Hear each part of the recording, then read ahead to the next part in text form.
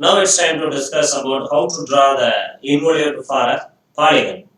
So in our context, we are going to draw the involute for a square. Okay, a four-sided polygon. And the input data required to draw the square is simply the side. Once you know the side length of a square, you can easily draw the particular square.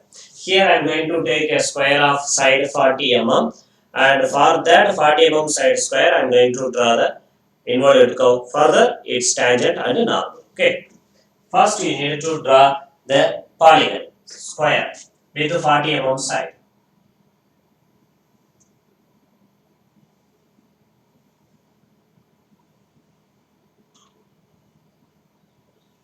Consider it a square of side 40 mm, and for each and every corners of this square shape, we can give names with the help of alphabets. So, starting from A, B, C, and D.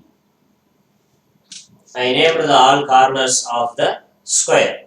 And now, from this corners, you need to draw that line, a line which is parallel to the sides. For example, here see, I am going to draw a line, extension line from the point A.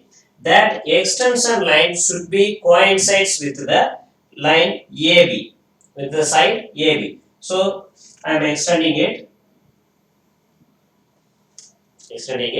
and the same way from the point B, if you supposed to draw the extension line, that extension line should be coincides with the points BC. Okay, BC. Just draw, and from the point C, I am going to extend. So that extension should be coincides with the side CD. And then finally, I am going to draw the extension line from the point D. That extension should be coincides with the side AD. So in this way, you can draw the extension lines from each and every corner of this square. And then, starting from the point B, you need to mark a point in its extension which is equal to the length A. So here in this problem, the side length of the square is 40 mm. Okay, 40 mm. So here I am marking a point which is A, small letter A. So this length is equal to the B to small a length is equal to the side length of the square. And the same way, from the point C in its extension, I need to mark the point B. Maybe for our numerals, we can make it as small letter B, and here we can make small letter C. That distance between capital C and small c span is equal to 2a. Okay, 2a. 2a is nothing but the double the length of the side. Here the side is 40 mm. So this length is nothing but 80 mm. Okay, 80 mm. Capital C to small c distance 80 mm. And from the point D, in the extension of the point D, you need to mark the small letter D, and here the distance between capital D and the small letter D is 3a. That is 3 times of the side length of the square, 120 mm. Okay, say 120 mm. And then from the point A, in its extension line, you need to mark the small letter A point here, and the span of capital A and small a is 4a. 4a is nothing but 4 times of the side length of the square, say 160 mm. Okay. After marking the points A, B, C, D, small letter A, B, C, D, first you need to take your canvas and make capital B as a center, and the BA as radius, that is the side of the square as radius. Start to draw the arc towards the small b. Definitely the arc will end up with the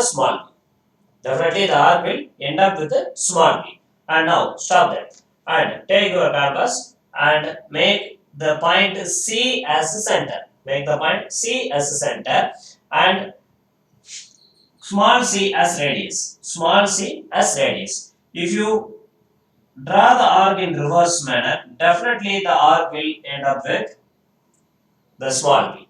Small b because this length is a and that length is also a. Here we took the radius as 2a. So this is 2a. There also we are having 2a span length. So automatically when you start to draw the arc from small c towards b, this will end up with b. In the same way,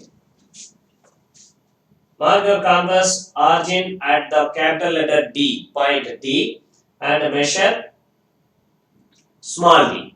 Load the radius in the compass as small d. When you move the arc in reverse manner, definitely this will end up with small c.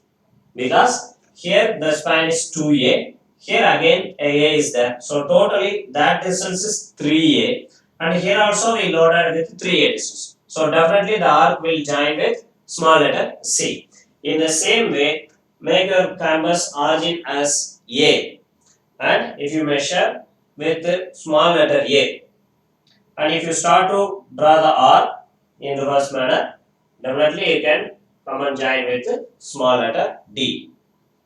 Okay, in this way you can draw the envelope for the polygon, that is square. So if you supposed to draw the tangent and the normal for the same, very simple. Just all the lines, extension lines are considered to be the normal only. Just make your drafter parallel to any of the extension line, maybe here or there or anywhere, parallel to any one of the extension line, and draw a perpendicular line for that extension through the particular point. This point is nothing but your tangent, and that is nothing but your normal. So in this way, in very easier manner, you can draw the tangent and the normal for this square involute. Okay.